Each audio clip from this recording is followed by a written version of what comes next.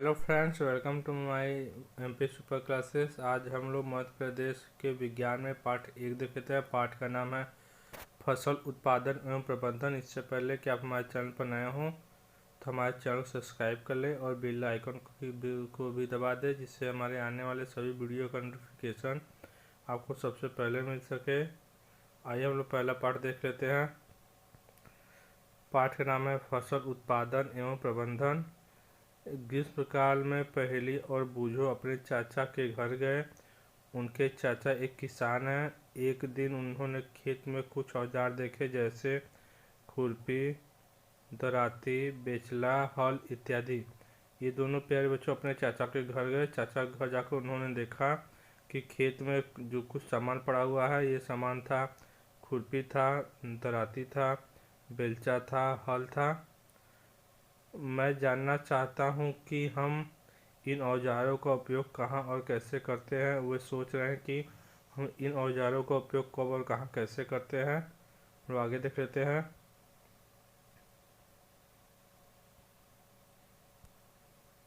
आप पढ़ चुके हैं कि सभी सजीवों को भोजन की आवश्यकता होती है। पौधे अपना भोजन स्वयं बना ले सकते हैं। क्या आपको याद है कि हरे पौधे अपना भोजन किस प्रकार संश्लेषित करते हैं? मनुष्य सहित सभी जंतु भोजन बनाने में असमर्थ है, तो जंतुओं के भोजन का स्रोत क्या है? प्यारे बच्चों, आप जानते हैं कि पिछले पाठ में भी पढ़ चुके हैं कि पौधे अपना भोजन स्वयं बना सकते हैं, परंतु सभी जीव जंतु अपना भोजन नहीं बना सकते हैं। वे जो कि भोजन के लिए किसी और चीज़ पर निर्भर करते हैं, वे है पेड़ पौधे। एक जंतुओं के भोजन का स्रोत क्या है? हम भोजन ग्रहण ही क्यों करते हैं? आप जानते ही हैं कि सजीव भोजन से प्राप्त ऊर्जा का उपयोग विभिन्न जैविक प्रक्रियाओं जैसे पाचन, श्वसन एवं उत्सर्जन के संपादन में करते हैं। हम अपना भोजन पौधों तथा जंतुओं एवं दोनों से प्राप्त करते हैं। यहाँ देखिए बता रहा है, हम अपना भोजन जो कि पौधों अथवा जंतुओं या दोनों से प्राप्त करते हैं। हम लोग आगे देख लेते हैं। क्योंकि हम सभी को भोजन की आवश्यकता होती है, अतः हम अपने देश के इतने अधिक लोगों को भोजन किस प्रकार उपलब्ध करा सकते हैं, ये सोच रहा है। हम लोग आगे देख लेते हैं।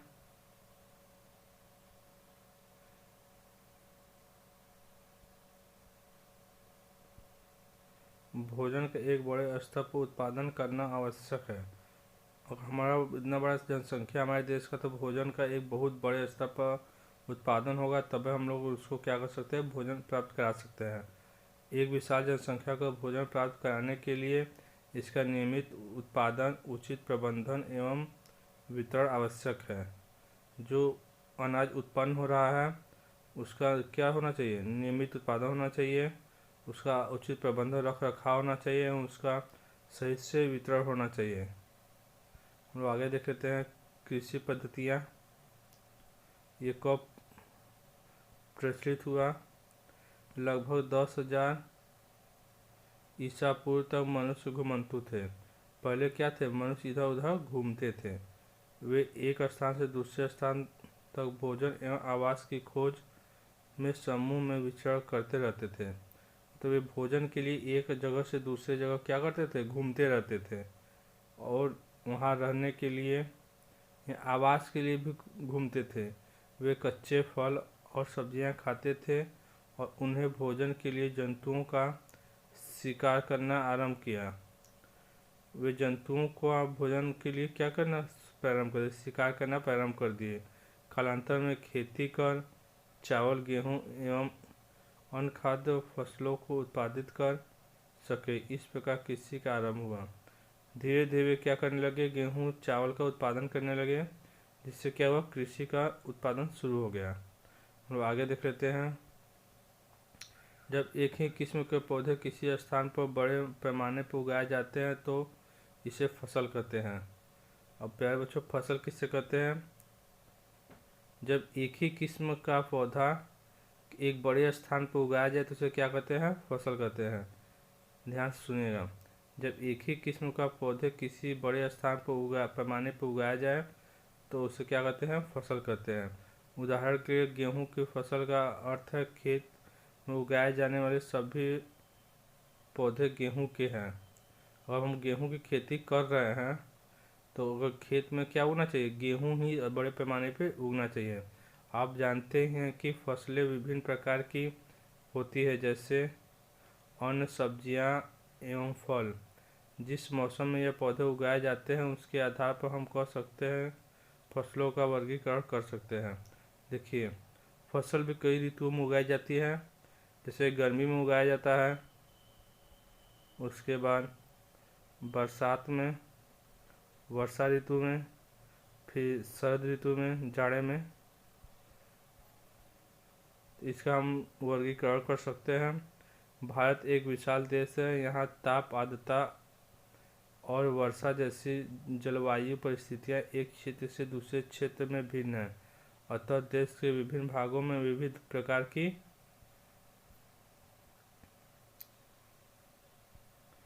फसलें उगाई जाती है। इस विविधता के बावजूद मोटे तौर पर हम फसलों को दो भागों में बांटा जा सकता है। वे इस प्रकार हैं। मौसम के आधार पर फसल को दो भागों में बांटा जा सकता है, जो दो इधर है। पहला खरीफ की फसल, दूसरा रबी की फसल। आइए हम लोग खरीफ की फसल बारे में देख लेते हैं। वह फसल जिन्हें वर्षा ऋतु में बोया जाता है खरीफ फसल कहलाती है। अब प्यारे बच्चों, खरीफ फसल किसे कहते हैं? वह फसल जिन्हें वर्षा ऋतु में बोया जाता है खरीफ फसल कहलाती है। भारत में वर्षा ऋतु में सामान्यतः जून से सितंबर तक होती है, जिसमें धान, मक्का, सोयाबीन, मूंगफली, कपास इत्यादि खरीफ की फसलें हैं। पूछता है कि खरीफ की फसलें कौन सी है, तो वहाँ हो जाएगा धान हो जाएगा, मक्का हो जाएगा, सोयाबीन हो जाएगा, मूंगफली हो जाएगा, कपास हो जाएगा। हम लोग रबी फसल देख लेते हैं। रबी फसल शीत ऋतु मतलब अक्टूबर से मार्च तक उगाई जाने वाली फसलें रबी फसल कहलाती है। रबी फसल किसे कहते हैं? शीत ऋतु में उगाए जाने वाली फसलों को हम लोग क्या कहते हैं? रबी फसल कहते हैं। जैसे गेहूँ, चना, मटर, सरसों, अलसी रबी फसल के उदाहरण हैं। और रबी फसल का आप किससे उदाहरण पूछे तो आप क्या कहेंगे? गेहूँ, चना, मटर, सरसों, अलसी ये सब क्या है? रबी फसल के उदाहरण हैं। इसके अलावा कई स्थानों पर दालें और सब्जियां ग्रीष्म ऋतु में उगाई जाती है। इसके अलावा जो है कि ग्रीष्म ऋतु में भी हमारा कई चीज़ें उगाई जाती है। हम लोग आगे देख लेते हैं। आधारित फसल पद्धतियाँ। धान को शीत ऋतु में क्यों नहीं उगाया जा सकता? क्योंकि धान को शीत ऋतु में इसलिए नहीं उगाया जा सकता क्योंकि उसमें पानी की आवश्यकता होती है धान में, और उसमें पानी उतना बरसता नहीं है। हम आगे देख लेते हैं। धान को बहुत अधिक पानी की आवश्यकता होती है, अतः इसे केवल वर्षा ऋतु में ही उगाते हैं। समझे प्यारे बच्चों? हम आगे देख लेते हैं। फसल उगाने के लिए किसान को अनेक क्रियाकलाप समसामयिक अवधि में करने पड़ते हैं। फसल को उगाने से पहले किसान को अनेक प्रकार के क्रियाकलाप अपने समय के अनुसार करना पड़ता है। आप देखेंगे कि यह क्रियाकलाप उस प्रकार के हैं जिनका उपयोग माली अथवा आप सजावटी पौधे उगाने के लिए करते हैं। ये क्रियाकलाप अथवा कार्य कृषि पद्धतियाँ जो आगे दिए हैं, हम आगे देख लेते हैं। देखिए, कोई फसल उगाने से पहले क्या किया जाता है? मिट्टी का पहला क्या काम है? मिट्टी तैयार करना। फिर दूसरा काम है बुआई करना, खाद एवं उर्वरक देना। चौथा सिंचाई करना। पांचवा खरपतवार से सुरक्षा। छठा कटाई। सातवां भंडारण। हम लोग फसल बोएंगे तो सबसे पहले क्या करेंगे? मिट्टी तैयार करेंगे, उसको जोतेंगे, फिर मिट्टी में बीज को बोएंगे, फिर जो थोड़ा सा बड़ा हो जाएगा तो उसमें खाद देंगे, फिर सिंचाई करेंगे, फिर उसमें जो बोए हैं उसके अलावा जो भी घास जामेगा उसमें हम लोग क्या करते हैं? खरपतवार करते हैं घास को, और उसे निकालेंगे। उसके बाद कटाई करेंगे, फिर उसके बाद उसका क्या कर देंगे? एक जगह इकट्ठा कर देंगे, भंडारण कर देंगे। हम लोग आगे देखें तो इसमें पहला पॉइंट है मिट्टी तैयार करना। फसल उगाने से पहले मिट्टी तैयार करना प्रथम चरण है। मिट्टी को पलटना तथा इसे पोला बनाना कृषि का अत्यंत महत्वपूर्ण कार्य है। हम लोग मिट्टी किस प्रकार तैयार करते हैं? हल द्वारा उसे जोतते हैं और मिट्टी को क्या करते हैं, फोलफोला बना देते हैं, छोटा छोटा भुरभुरा बना देते हैं। इससे जड़ें भूमि में गहराई तक जा सकती है। इस करने से क्या फ़ायदा होगा? हमारे पौधे की जड़ जो है क्या होगा, बहुत अधिक गहराई तक चले जाएंगे। पोली मिट्टी में गहराई में धंसी जड़ें भी सरलता से शोषण कर सकती हैं। अगर मिट्टी फोफला होगा तो क्या होगा, उसमें हवा भरा रहेगा, वो आसानी से शोषण कर सकती है। पोली मिट्टी किस प्रकार के पौधों की जड़ों को सरलता से शोषण करने में सहायक है? हम आगे देख लेते हैं।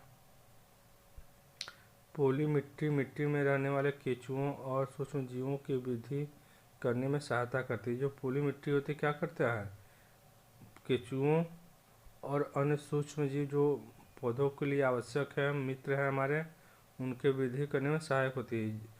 यह जीव किसानों के मित्र होते हैं क्योंकि यह मिट्टी को और पलटकर पोला करते हैं। ये सभी क्या करते हैं, किसानों के मित्र होते हैं और हमारी मिट्टी को और फोफला करते हैं तथा ह्यूमस बनाते हैं। जब ये मर जाएंगे तो इनके शरीर का क्या हो जाएगा, ह्यूमस बन जाएगा।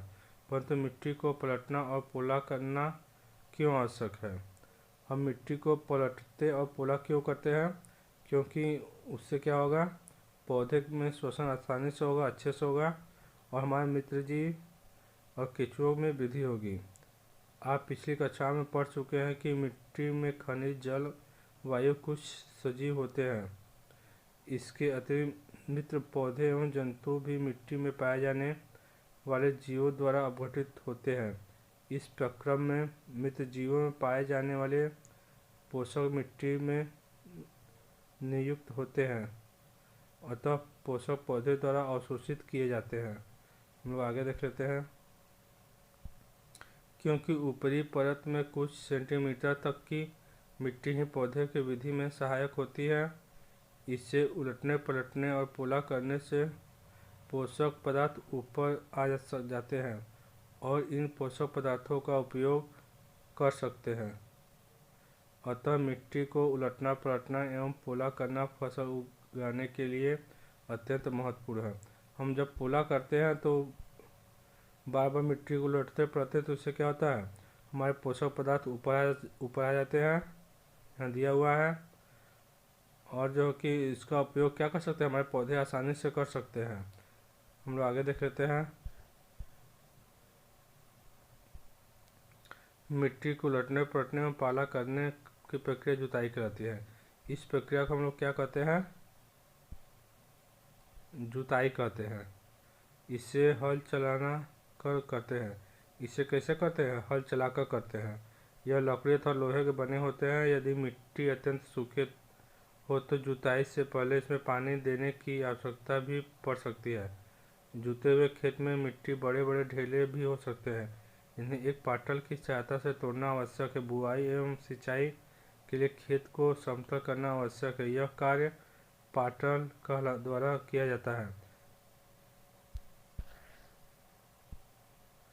कभी कभी जुताई से पहले खाद दी जाती है, इससे जुताई के समय खाद मिट्टी में भली भांति मिल जाती है और बुआई से पहले खेत में पानी दिया जाता है। देखिए, मिट्टी को उलटने पलटने की क्या कहलाती है, जुताई कहलाती है। जुताई हम लोग क्यों करते हैं, मिट्टी को फोफला करने के लिए। हम लोग आगे देख लेते हैं। कृषि औजार तैयार। अच्छी उपज बुआई के लिए पहले मिट्टी को भुरभुरा करना आवश्यक है। यह कार्य अनेक औजारों से किया जाता है। अच्छी उपज के लिए हमें क्या करना चाहिए, मिट्टी को भुरभुरा करना चाहिए। यह कार्य हम किससे कर सकते हैं, यह काम जो है कि हम हल से कर सकते हैं, कुदाली से कर सकते हैं, कल्टीवेटर। इस प्रकार उपयोग में लाए जाने वाले प्रमुख औजार हैं। देखिए, ये हमारा जो कि हल है। आगे देखे थे हम लोग, और हम हल के बारे में देखते हैं। प्राचीन काल से ही हल का उपयोग जुताई, खाद, उर्वरक मिलाने, खरपतवार निकाले और मिट्टी खुरचने के लिए किया जाता है। यह औजार लकड़ी का बना होता है जिससे दो एक बैलों की जोड़ी अथवा अन्य पशुओं की सहायता से खींचा जाता है। इसमें लोहे की मजबूत तिकोनी पत्ती होती है जिसे फाल कहते हैं। देखिए बच्चों, फाल कहाँ है? यहाँ हमारा यहाँ दिखा रहा है, ये है हमारा फाल। यहाँ दो बैल क्या कर रहा है? आपस में इसको खींच रहा है। ठीक, हम लोग आगे देख लेते हैं। देखिए, ये इसका क्या है? फाल है, ये पकड़ है, ये हैंडल है इसका। ये जो क्या कहता है, बर्दों बैलों के गर्दन में लगाया जाता है। अब आजकल जुताई ट्रैक्टर द्वारा संचालित कल्टीवेटर से की जाती है। आजकल कैसे जुताई की जाती है? ट्रैक्टर से की जाती है। कल्टीवेटर के उपयोग से श्रम एवं समय दोनों की बचत होती है। कल्टीवेटर से क्या होता है? श्रम भी बचता है और हमारा समय भी बचता है।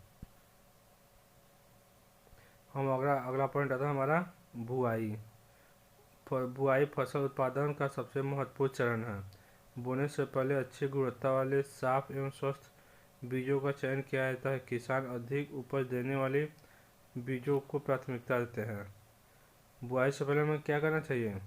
साफ एवं स्वच्छ बीजों का चयन करना चाहिए। अगर स्वस्थ बीज होगा तो फसल अच्छा होगा और जो कि उत्पादन भी अधिक होगा।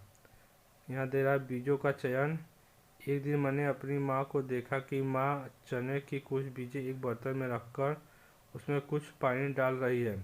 कुछ मिनट पश्चात कुछ बीज पानी के ऊपर तैरने लगे। मुझे आश्चर्य हुआ, कुछ बीज पानी के ऊपर क्यों तैरने लगे। ये सोच रही है कि ये इसकी माँ देखी है कि जो कि चना के कुछ बीज लेकर पानी में डाल रही है। पानी में डालने के बाद देख रही है कि कुछ बीज पानी के ऊपर तैरने लगे। सोच रही है कि ऐसा क्यों होता है। हम लोग आगे देख लेते हैं। एक बीकर लेकर इसे पानी में आधा भरिए। इसमें एक मुट्ठी गेहूं के दाने डालकर भली भांति ले कुछ समय प्रतीक्षा कीजिए। हम लोग आगे देख लेते हैं। कुछ बीज जल के ऊपर तैरने लगते हैं। जो बीज पानी में बैठ जाते हैं वे हल्के है या भारी। क्षतिग्रस्त बीज खोखले हो जाते हैं और इस कारण हल्के होते हैं, अतः यह जल पर तैरने लगते हैं। वो ऐसा इसलिए पानी में जो कि चना डाल दी, जो कि भारी बीज क्या हो जाएंगे, हमारी ज़मीन में बैठ जाएंगे। जो हल्का होगा वो ऊपर तैरने लगेगा। हल्का बीज क्यों होगा? क्योंकि वो क्षतिग्रस्त होगा या अच्छी तरह से पका नहीं होगा तो क्या हो जाएगा? हल्का हो जाएगा, इसलिए वो पानी के ऊपर तैरने लगता है। अच्छे एवं स्वस्थ बीजों को क्षतिग्रस्त बीजों से अलग करने की यह अच्छी विधि है। बुआई से पहले बीज बोने एवं औजारों के बारे में जानना आवश्यक है। हम लोग आगे देख लेते हैं।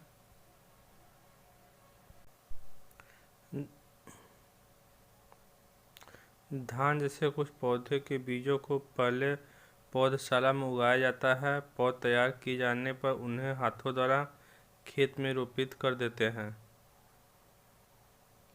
कुछ वन्य पौधे एवं पुष्पीय पौधे भी पौधशाला में उगाए जाते हैं।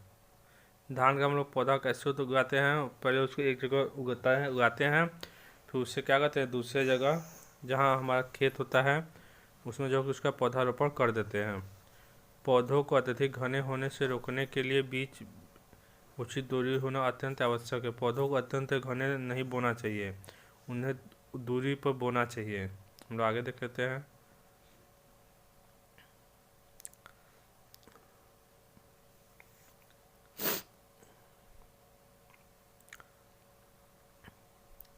मूंग अथवा चने के बीज लेकर उन्हें अंकुरित कीजिए। इनमें से एक ही आकार वाले तीन जो नया बच्चा उग रहा है, अब तीनों गिलास द्वारा ऐसे पात्र लीजिए ABC निशान लगाइए। गिलास A में थोड़ा सी मिट्टी लेकर उसमें थोड़ी सी गोबर का खाद मिलाइए। गिलास B में समान मात्रा में मिट्टी लेकर उसमें थोड़ा सा यूरिया मिलाइए।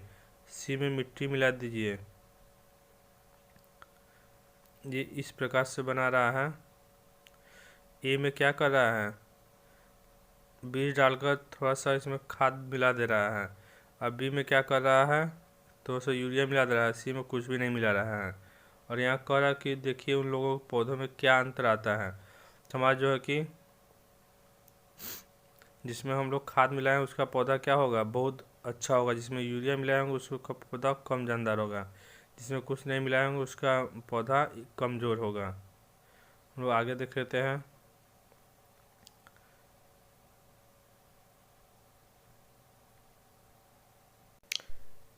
उर्वरक और जो है कि हमारे खाद में क्या अंतर है, हम लोग देख लेते हैं। उर्वरक एक मानव निर्मित लवण है। खाद एक प्राकृतिक पदार्थ है जो गोबर एवं पौधों के अवशेषों के विघटन से प्राप्त होता है। उर्वरक क्या है, मानव निर्मित है। ये क्या प्राकृतिक है जो पौधे और जीव जंतुओं के गोबर से प्राप्त होता है। उर्वरक का उत्पादन फैक्ट्रियों में होता है। खाद खेतों में बनाई जा सकती है। उर्वरक से मिट्टी को ह्यूमस प्राप्त नहीं होता जो पौधों के विकास के लिए अत्यंत आवश्यक है। ह्यूमस जो कि उर्वरक से नहीं प्राप्त होता है। खाद से हमारा प्रचुर मात्रा में जो कि ह्यूमस तैयार होता है। उर्वरकों में पादन पोषक जैसे नाइट्रोजन, फास्फोरस तथा पोटेशियम प्रचुर मात्रा में होते हैं। खाद में पादप पोषक की तुलना में कम होते हैं। हम लोग आगे देख लेते हैं। खाद के लाभ, इसमें मिट्टी की जल धारण क्षमता में वृद्धि होती है। इससे मिट्टी भुरभुरी एवं सड़न हो जाती है। इसके कारण गैस विनिमय सरलता से होता है। इससे मित्र जीवाणु की संख्या में वृद्धि हो जाती है। इस जैविक खाद से मिट्टी के गठन में सुधार हो जाता है। हम लोग आगे देख लेते हैं। अगला आता है हमारा सिंचाई। जीवित रहने के लिए जो है कि क्या है, पानी की आवश्यकता होती है। प्रत्येक जीव को पानी की आवश्यकता होती है। उसी प्रकार पेड़ पौधों को भी हमें पानी की आवश्यकता होती है जीवित रहने के लिए। पौधे में लगभग 90% जल होता है। पौधे में लगभग कितने परसेंट जल होता है, 90% जल आवश्यक है क्योंकि बीजों का अंकुरण शुष्क स्थिति में नहीं हो सकता। अगर नमी रहेगा तब जो है कि हमारा बीज अंकुरित होगा, नहीं तो नहीं होगा। तो आगे देख लेते हैं। जल में घुले हुए पोषक का हस्तांतरण पौधे के प्रत्येक भाग में होता है। जो जल में मिट्टी में पोषक तत्व होता है जल में घुल जाता है और जो कि मिट्टी के प्रत्येक भागों में स्थानांतरित होता है जल की सहायता से। यह फसल की पाले एवं गर्म हवा से रक्षा करता है। यह क्या करता है, पानी हमारा पाला भी नहीं लगने देगा और गर्म हवा से भी रक्षा करता है। फसल वृद्धि के लिए मिट्टी की नमी बनाए रखना, खेत के लिए नियमित रूप से जल देना आवश्यक है। फसल को जो है कि अच्छे उत्पादन के लिए और मिट्टी में नमी के लिए हमारा जो है कि पानी देना आवश्यक है। निश्चित अंतराल पर खेतों में जल देना सिंचाई कहलाता है। सिंचाई किसे कहते हैं, निश्चित अंतराल में खेतों में जल देना क्या होता है, सिंचाई कहलाता है। हम लोग आगे देखते हैं। सिंचाई के स्रोत, सिंचाई किस किस माध्यम से हमारा की जा सकती है। सिंचाई जो कुएं से की जाती है, जलकूप से की जाती है, तालाब झील से की जाती है, नदियाँ हुआ, बांध हुआ, नहर हुआ इत्यादि, ये सब क्या है, जल के स्रोत है। हम लोग आगे देख लेते हैं।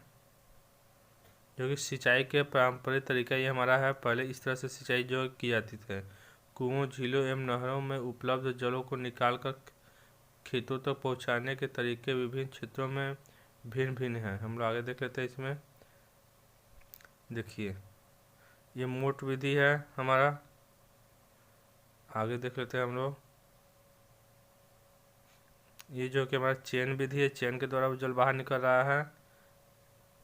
ये जो कि ढेकली विधि, ये सब बहुत प्राचीन विधि, ये सब आप लोग नहीं देखे होंगे लेकिन देख लीजिए, सब पहले के ज़माने में इसी प्रकार से पानी की सिंचाई की जाती थी। और ये हमारा जो है कि क्या है, रहड़ विधि। एक जो है कि बैल नाच चारों तरफ घूमता है और ये नीचे से घूमा रहता है और ये यहाँ तक गया होता है और ये इसको क्या कहता है, पानी की तरह नचाता है। हम लोग आगे देख लेते हैं।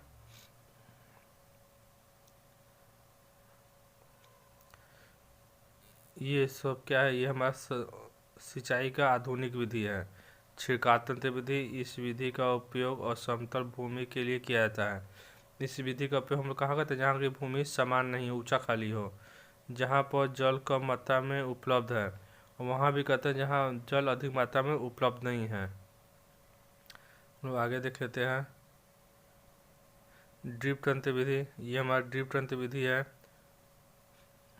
ड्रिप माने बूंद बूंद पानी गिरेगा। ये पाइप से पानी निकल रहा है और ये पाइप बिछा हुआ प्रत्येक पौधे के यहाँ, और इसी में हल्का हल्का एक छोटा सा छिद्र होगा, उसी की सहायता से पानी नीचे गिरेगा।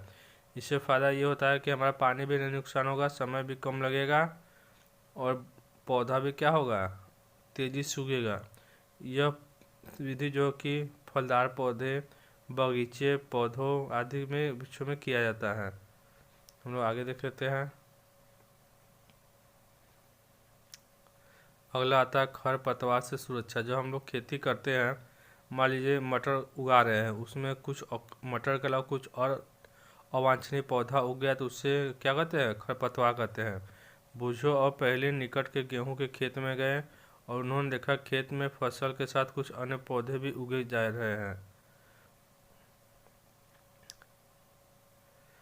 खेत में कई अन्य अवांछित पौधे प्राकृतिक रूप में फसल के साथ उग जाते हैं। इन्हें अवांछनीय पौधे को खरपतवार कहते हैं। इन्हीं अवांछनीय पौधों को क्या कहते हैं, खरपतवार कहते हैं। जो फसल हम उगा रहे हैं उसके अलावा अगर खेत में हमारा कोई पौधा उग रहा है तो क्या है, हमारा खरपतवार है। खरपतवार हटाने को निराई कहते हैं। खरपतवार हटाने की प्रक्रिया क्या कहते हैं, निराई कहते हैं। निराई की आवश्यक क्यों, क्योंकि खरपतवार जल के पोषक तत्वों प्रकार सब क्या कहते हैं, अवशोषित कर देते। खरपतवार क्या करेंगे, हम जो गेहूं को जो कि फसल को देंगे पोषक तत्व, खाद, पानी, ये क्या कर लेंगे, उसका बंटवारा कर लेंगे। इसलिए हमें क्या करना चाहिए, इसको निकालना बहुत ज़रूरी है। क्या खरपतवार नाशी प्रभाव को इस पर छिड़कने वाले व्यक्ति पर भी पड़ता है, जो खरपतवार इसके बाद आता है हमारा कटाई। फसल पक कर तैयार हो गया तो हम उसको क्या कहते हैं, काटते हैं। फसल की कटाई एक महत्वपूर्ण कार्य है। फसल पक जाने के बाद उसे काटना कटाई कहलाता है। फसल जब पक जाए तो उसे काटना हमारा क्या कहता है, कटाई कहलाता है। यह जो कि हमारा हसुआ द्वारा हो सकता है, हार्वेस्टर द्वारा हो सकता है। विभिन्न प्रकार के तरीके अपनाए जाते हैं फसल को काटने के लिए। ये देखिए ये हमारा आधुनिक तरह का है। कटाई पर्व देखते हैं, महत्वपूर्ण टॉपिक है। 3-4 महीने के कठोर परिश्रम के बाद कटाई का समय आता है। स्वर्णिम दानों से भरी खड़ी फसल किसानों के हृदय में उल्लास एवं अच्छे समय का भाव संचारित करती है। यह समय थोड़ा आराम करने के एवं खुशी मनाने का है, क्योंकि पिछली ऋतु के प्रयत्न का फल मिलता है। इसलिए भारत के सभी भागों में कटाई के समय हर्षोल्लास एवं खुशी होता है। पुरुष एवं महिलाएं सभी मिलकर इस पर्व को मनाते हैं।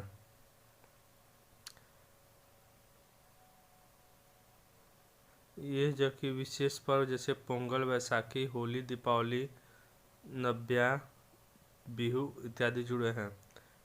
जब फसल पककर तैयार हो जाता है हमारा तो क्या कहते हैं, किसान लोग खुशी मनाते हैं कि हम लोग इतना मेहनत किया और हमारा फसल तैयार हो गया। कुछ इलाकों में विशेष प्रकार मनाया जाता है, जैसे हमारा हो गया पोंगल, बैसाखी, होली, दीपावली, ये सब मनाया जाता है। और जब फसल तैयार हो गया तो हम लोग क्या करेंगे, उसका भंडारण करेंगे। अगला चरण क्या था, भंडारण। उत्पादन का भंडार एक महत्वपूर्ण कार्य है। यदि फसल के दाने को अधिक समय तक रखना हो तो उन्हें नमी, कीट, चूहों या सूक्ष्म जीवों से सुरक्षित रखना होगा। तभी फसल में नमी की मात्रा अधिक होती है। यदि फसल के दानों को सुखाएं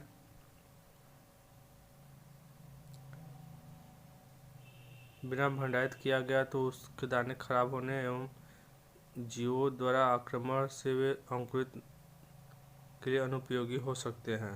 देखिए जो फसल उग रहा है हम लोग उसका जो कि इसी प्रकार से भंडारण कर देते तो क्या हो जाएगा, खराब हो जाएगा, उसमें कीट लग जाएंगे और वे अंकुरित नहीं होंगे। इसलिए वो फसल को संकरित करने से मतलब भंडारण करने से पहले उसको क्या कर सकते हैं, अच्छे से जो है कि सुखा कर रखना चाहिए।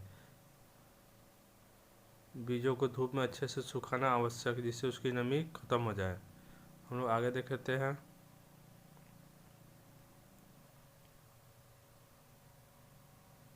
देखिए ये क्या कर रहा है, भंडारण कर रहा है।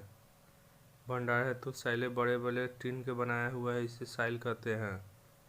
हम लोग आगे देख लेते हैं।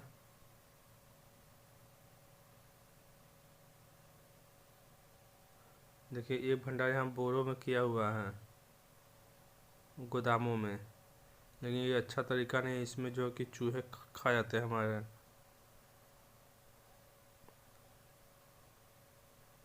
हम लोग आगे देख लेते हैं। प्रमुख शब्द: कृषि पद्धतियाँ, पशुपालन, फसल, उर्वरक, भंडारगृह, कटाई, सिंचाई, खरीफ, खाद, हल, रबी, बीज, साइलो, बुआई, भंडारण, थ्रेसिंग, खरपतवार नाशी, फटकना इत्यादि। हम लोग इस साइड देख लेते हैं। आपने क्या सीखा? ये बहुत ही जो हम लोग सीखे हैं इसमें, ये पाठ में है। अपनी बढ़ती हुई जनसंख्या को भोजन प्रदान करने के लिए हमें विशिष्ट कृषि पद्धतियों को अपनाना होता है। किसी स्थान पर उगाए जाने वाले एक ही प्रकार के पौधों को फसल कहते हैं। फसल किसे कहते हैं पीछे भी बता दिए गए हैं, एक बार और देख लीजिए। किसी स्थान पर विशेष रूप से जो पौधा अधिक संख्या में उगाया जा रहा है उसे क्या कहते हैं? फसल कहते हैं।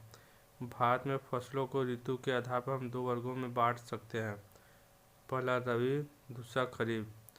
ऋतु के आधार पर हम लोग फसलों को 2 प्रकार में बांटते हैं, पहला जो कि रबी, दूसरा खरीफ। रबी फसल जो कि जाड़ा में बोया जाता है, खरीफ फसल जो कि हमारे वर्षा ऋतु में बोई जाती है। रबी की फसल उदाहरण हो गया हमारा गेहूँ, चना, मटर। अब खरीफ फसल उदाहरण हमारा क्या हो गया? धान हो गया, मक्का हो गया, कपास हो गया इत्यादि। जुताई करके मिट्टी तैयार करना और उन्हें समतल करना आवश्यक है। इस कार्य के लिए हल तथा पाटर का उपयोग किया जाता है। बीजों को उचित गहराई पर बोना एवं उनके उचित दूरी रखना अच्छी उपज के लिए आवश्यक है। बीजों को अच्छी किस्म का चयन करके स्वस्थ बीजों को बोया जाता है। सीड ड्रिल की सहायता से बुआई की जाती है। किसकी सहायता से बुआई की जाती है? हमारे सीड ड्रिल की सहायता से बुआई की जाती है। मिट्टी में पोषक की वृद्धि एवं पुनर्प्राप्ति की आवश्यकता होती है। इसे कार्बनिक खाद तथा उर्वरक के उपयोग से किया जा सकता है। फसलों की नई किस्मों के आने के लिए रासायनिक उर्वरकों का उपयोग बहुत अधिक वृद्धि हुई। उचित समय एवं अंतराल पर फसल को जल देना सिंचाई कहलाता है। उचित समय एवं उचित अंतराल पर फसलों का जल देना क्या कहलाता है? सिंचाई कहलाता है। निराई में अवांछनीय एवं बिना उगाए पौधों को हटाया जाता है, जिन्हें खरपतवार कहते हैं। निराई के समय जो कि हम जो पौधे बोए हैं उसके अलावा जो भी पौधा उसमें उग रहा है वो अवांछनीय है और उसे क्या कहते हैं? हम खरपतवार कहते हैं। कटाई का अर्थ है पकी हुई फसलों के हाथों या मशीनों से काटना। कटाई का अर्थ क्या है? पकी हुई फसलों को हाथों या मशीनों से काटना। दानों को भूसे से अलग करना थ्रेशरिंग कहलाता है। थ्रेशरिंग किससे कहते हैं? दानों को भूसों से अलग करने की प्रक्रिया हमारा थ्रेशरिंग कहता है। बीजों को कीड़ों एवं सूक्ष्म जीवों से संरक्षित करने के लिए उचित भंडार आवश्यक है। भंडार क्यों आवश्यक है? बीजों को कीट पतंगों, सूक्ष्म जीवों से रक्षा के लिए इसका भंडार किया जाता है। पशुओं को पालकर भी खाद्य प्राप्त किया जाता है, इससे पशुपालन करते हैं। पशुपालन किससे करते हैं? पशुओं को पालकर भी खाद्य पदार्थ प्राप्त किए जा सकते हैं, इसे पशुपालन करते हैं। हम लोग आगे देख लेते हैं। हमारा आ गया जो कि अभ्यास के प्रश्न। ये अभ्यास प्रश्न हम लोग को दूसरी जो कि वीडियो में दे देंगे, ये वीडियो बहुत बड़ा हो जाएगा।